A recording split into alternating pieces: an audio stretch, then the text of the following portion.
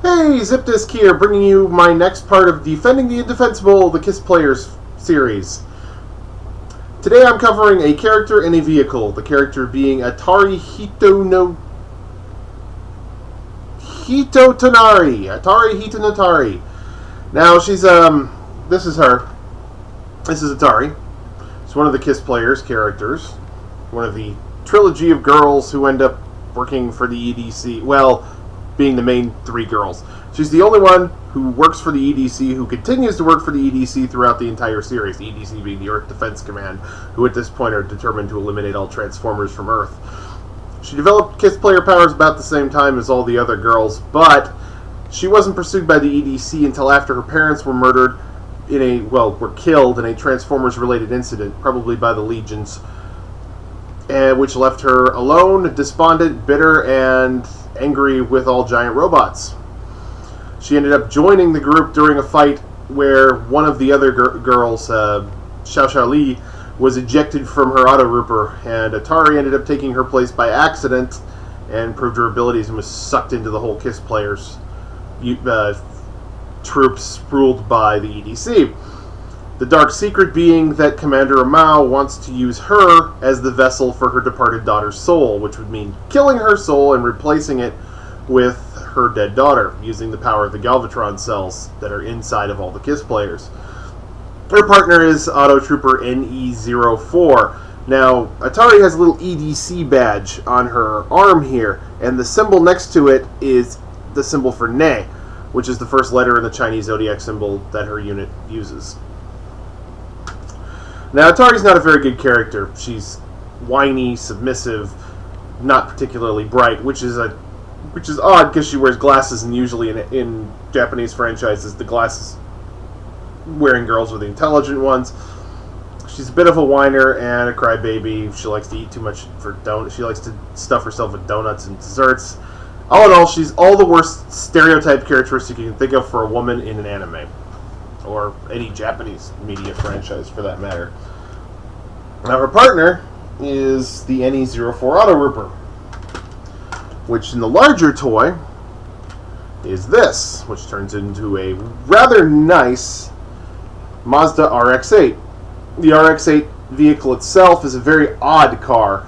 It does not use a piston-driven engine. It uses a rotary drive engine, which makes it a little bit faster, but it runs at higher RPMs and takes more gasoline. Gives it a little bit more power, though.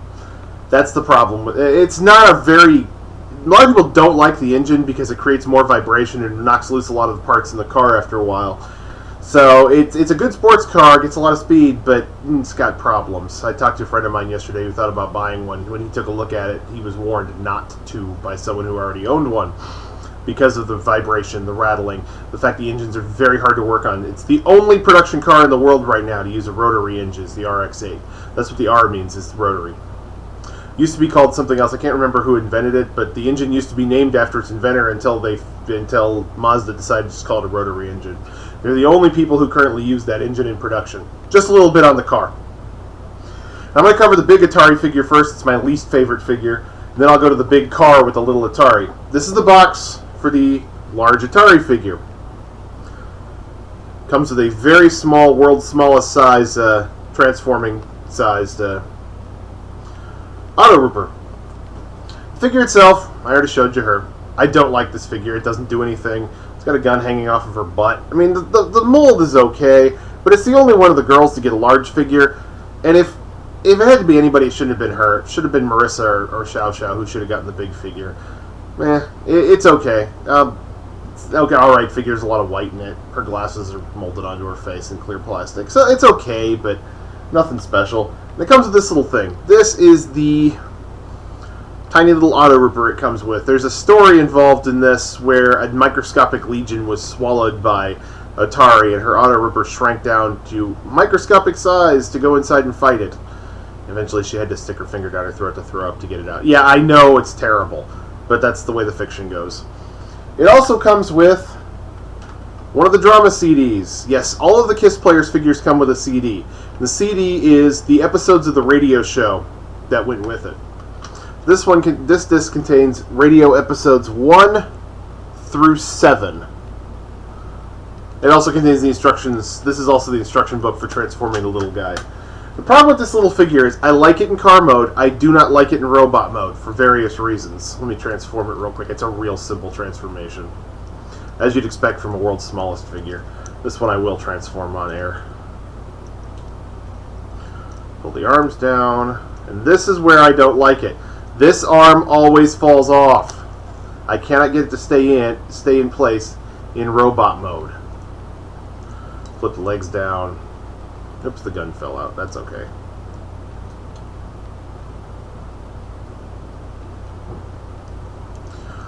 Pull this arm out, make it get it to the side, then flip the hood down, and it will pop the head out.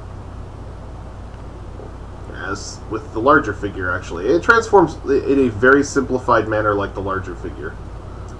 In fact, it's a very simplified version of the much larger figure.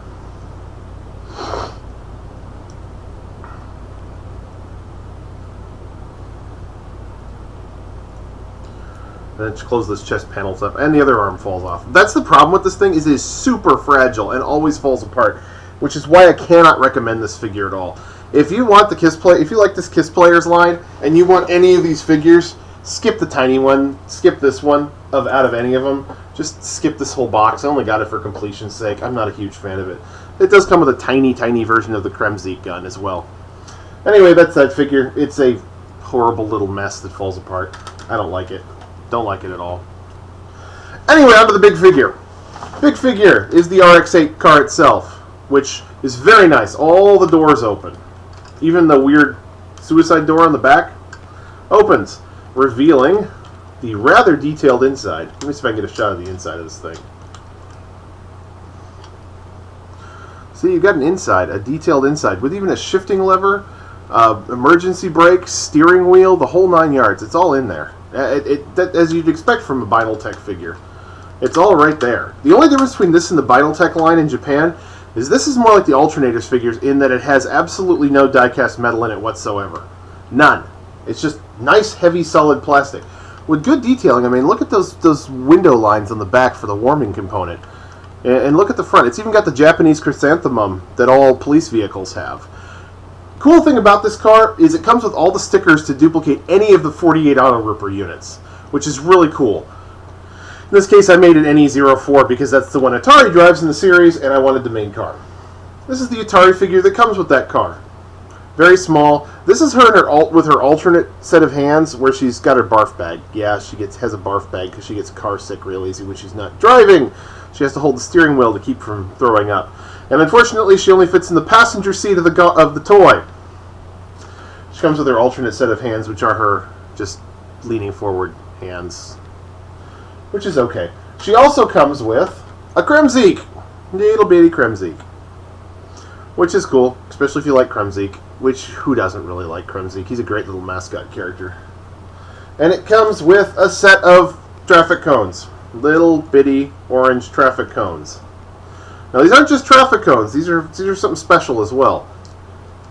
Fold that part out. Slide this one on to the end. Oops. Slide this one onto the end of that one.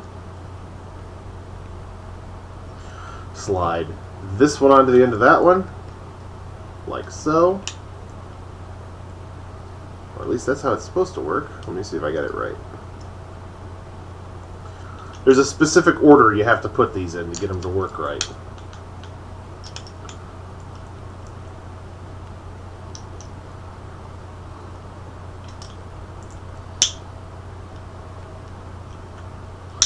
And unfortunately, I am not sure on the specific order right now, which is making me a bit upset because I really want this. Oh, there we go. Got to push that in. You put it in, the last one into here, and it turns into a gun made of traffic cones. Yeah, I know that's kind of odd, but it's also a neat little accessory. All the Kiss Players figures come with neat little accessories. This is the one that comes with the Autorooper. Now, my next part of the video, I'm going to transform the Autorooper vehicle itself into its robot mode, and I'll continue the review then. Until now, this has been me and Atari with another part of defending the Indefensible. I'll get more into the character and more of her background, more of the details in the next part of the video as well. Anyway, This has been Zip Disc with part 1 of Atari and the Autorooper with Defending the Indefensible. Have a great day. Bye.